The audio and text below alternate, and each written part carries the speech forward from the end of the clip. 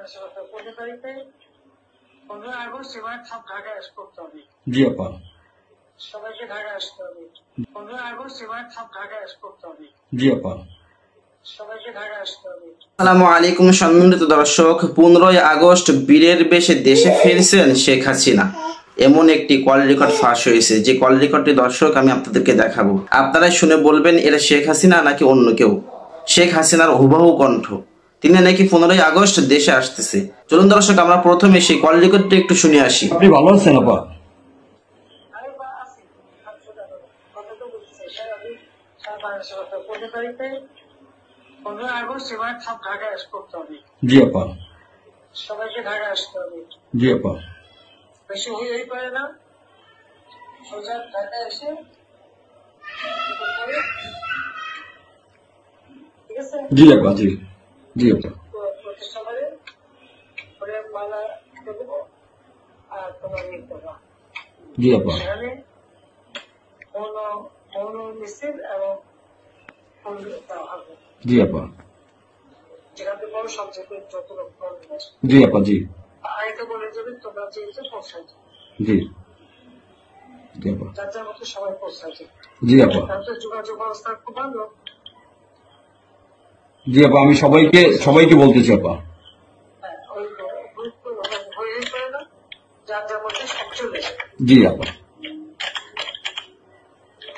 আর সেভাবে প্রস্তুত থাকবে। কোনো সময় যদি আঘাত আসে যেন বাড়ি ঘর পড়েছে, তোমার বাড়ি পড়েছে, কিন্তু ইমিডিয়েটলি একটা চিঠি করো। জি আপা। কথা নাই, থানা পুলিশ সব নাই। ওরা ওরা ওরা ছিল না, ওরা গতকালকে থেকে ওরা থানায় আসছে। আমি আজকে ওই ওসিরে ফোন দিছিলাম, গতকালকে ওরা থানায় আসছে। এই আমি জিডি করতেছি আপা, আর আমি সবকিছু আপনি যেভাবে বলছেন আমি সবকিছু করতেছি আপা। দর্শক এবার আমরা দেখবো পুলিশ ভাইদের একটি ভিডিও। বাংলাদেশের কোন পুলিশ অফিসার যদি বলে যে আমি দেখতেছি কি হচ্ছে, আমি দেখতেছি, তোরা কোথায়, তোরা পুলিশ লাইনে থাক, আমার কোনো দুঃখ ছিল না। কোন অফিসার তো বললো না একবার। সেটা ওসিও যদি বলতো ভাই তোরা থাম, আমরা দেখতেছি, আমরা আসতেছি, কেউ যায় না। আমার ভাইদেরকে পুরাইছে। মানুষ তো মানুষ না, সে তাকে এভাবে ছাত্ররা অনেক ক্ষোভেই আমার ভাইদেরকে ঝুলাই দিছে, পা উপরে মাথা নিচে আগুন ধরাইছে। মনে হচ্ছে যে কি কাঠি দিয়ে তারা আপনার ফল খাইতেছে। জাতির কাছে আমি ক্ষমা চাই, আমরা ভুল করেছি। ভুল সিনিয়রদের অর্ডারে ভুল করেছি, কিন্তু আসলে আমরা আমরা এক কথায় বলেছি আমরা পরাধীন, আমাদের হুকুমের গোলাম। আমাদেরকে যেটা করিয়েছে আমরা সেটা করেছি, কিন্তু আমরা ভুল করেছি। আমি জাতির কাছে ক্ষমা চাই, বাঙালির জাতির কাছে ক্ষমা চাই, আমাদেরকে ক্ষমা করে দিবেন।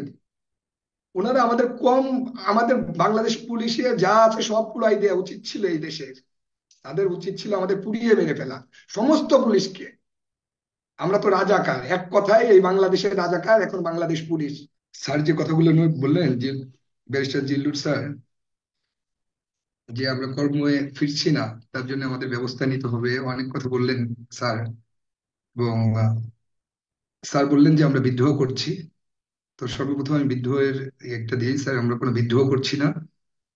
বিদ্রোহ করতে গেলে যেগুলো যা আমরা যে অর্থে বুঝি, আসলে আমরা বাংলাদেশ পুলিশ একটা সুশৃঙ্খল বাহিনী। আমরা কোনো বিদ্রোহে নামে নাই স্যার। আমরা শান্তিপূর্ণভাবে, যদি বলেন বাংলাদেশে শান্তিপূর্ণভাবে যদি কোনো ভাবে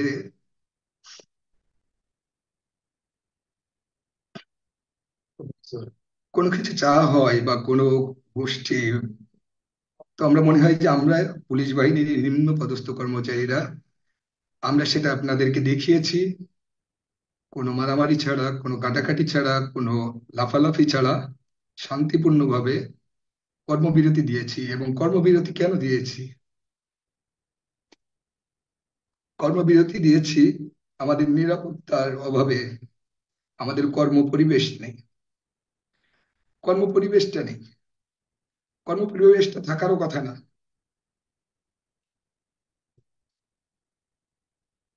এই সরকার এবং আমাদের ঊর্ধ্বতর অফিসাররা যেভাবে আমাদেরকে ব্যবহার করেছেন গত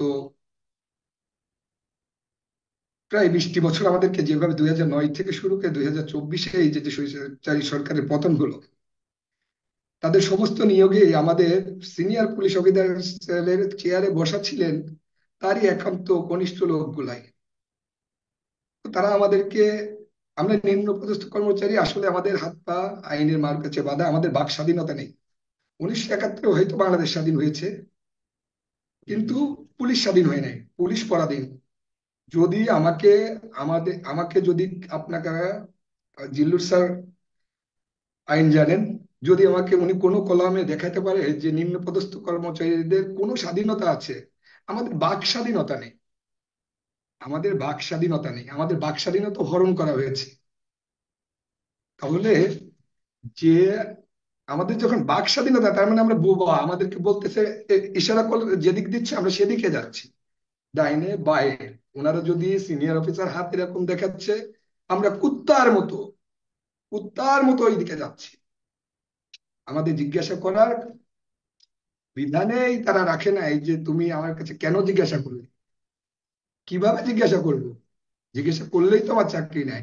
যারা এই আন্দোলনে যেতে অনিচ্ছুক ছিল, যারা এই আন্দোলনে গুলি করে নাই, তাদের বিরুদ্ধে ব্যবস্থা নিয়েছে। নিম্ন পদস্থ কর্মচারীদেরকে যেভাবে নিষ্পেষিত করা হয়, তাদের তো আসলে কিছু করার থাকে না। এবং ছাত্রদের পরে আমার কোনো রাগ নাই। সর্বোপরি একটা কথা বলি, ছাত্র সমাজ হোক, তৃতীয় পক্ষ হোক, বাংলাদেশের জনগণ পুলিশকে মেরেছে, আমার ভাইদেরকে নৃশংসভাবে মেরেছে, কোনো রাগ নাই, আমার কোনো রাগ নাই। আমি জাতির কাছে আমি ক্ষমা চাই। আমরা ভুল করেছি, ভুল সিনিয়রদের অর্ডারে ভুল করেছি, কিন্তু আসলে আমরা এক কথায় বলেছি, আমরা পরাধীন, আমাদের হুকুমের গোলাম। আমাদেরকে যেটা করিয়েছে আমরা সেটা করেছি, কিন্তু আমরা ভুল করেছি। আমি জাতির কাছে ক্ষমা চাই, বাঙালি জাতির কাছে ক্ষমা চাই, আমাদেরকে ক্ষমা করে দিবেন। ওনারা আমাদের বাংলাদেশ পুলিশে যা আছে সব পুরাই দেওয়া উচিত ছিল এই দেশের। তাদের উচিত ছিল আমাদের পুড়িয়ে মেরে ফেলা, সমস্ত পুলিশকে। আমরা তো রাজাকার, এক কথায় এই বাংলাদেশের রাজাকার এখন বাংলাদেশ পুলিশ। কারণ এখনো বাংলাদেশ পুলিশের পক্ষ থেকে, আইজি স্যারের পক্ষ থেকে এখনো পর্যন্ত জনগণের কাছে কোনো ক্ষমা চাওয়া হয় নাই, কোনো প্রেস ব্রিফিং করা হয় নাই। কেন? আজকে 4 দিন হয়ে গেল, 5 দিন হয়ে গেল, 5 তারিখে স্বাধীন হয়েছে বাংলাদেশ। দর্শক, এই ভিডিওটি দেখানোর কারণ হচ্ছে, পুলিশ ভাই আপনাদের এখন প্রমাণ দেওয়ার সময় এসে গেছে। 15 তারিখে, এই 15 তারিখে নাকি শেখ হাসিনা দেশে আসবে। দেশে আসলে তাকে কি করবেন আপনারাই জানেন। দর্শক, ভিডিওটি ভালো লাগলে অবশ্যই লাইক দেবেন এবং বেশি বেশি শেয়ার করে অন্যকে দেখার সুযোগ করে দেবেন। আসসালামু আলাইকুম।